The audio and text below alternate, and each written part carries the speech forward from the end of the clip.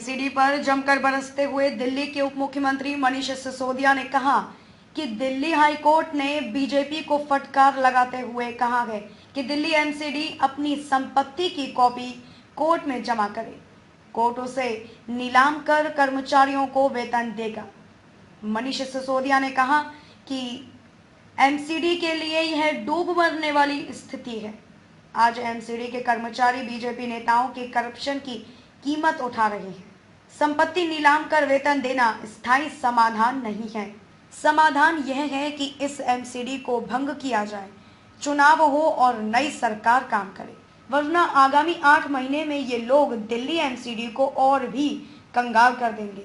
भाजपा आज संवेदनहीन और भ्रष्ट सरकार चला रही है। की जगह जिस तरह से भारतीय जनता पार्टी ने नगर निगम की बुरी हालत की है, उसके चलते आज दिल्ली का नगर निगम एक ऐसे अभूतपूर्व संकट में आ गया है जैसा देश के इतिहास में कहीं कोई सरकारी संस्था आज तक नहीं आई।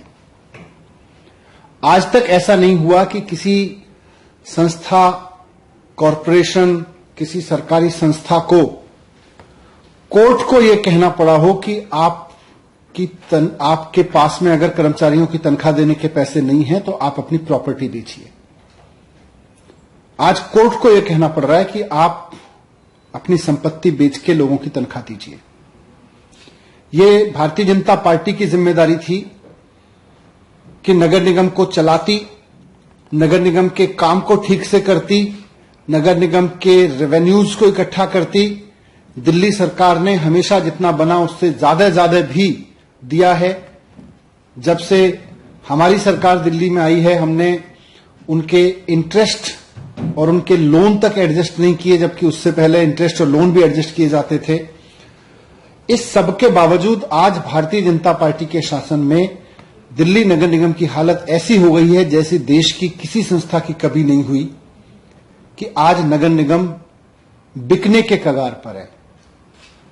आज तक देश में कोई नगर निगम, कोई पंचायत, कोई लोकल बॉडी इस कगार पे नहीं पहुंची कि उसको अपने कर्मचारियों को तनख्वाह देने के लिए अपनी प्रॉपर्टीज बेचनी पड़े। और उसका केवल और केवल एकमात्र कारण है कि भारतीय जनता पार्टी का भ्रष्टाचार और भारतीय जनता पार्टी की नाकामी।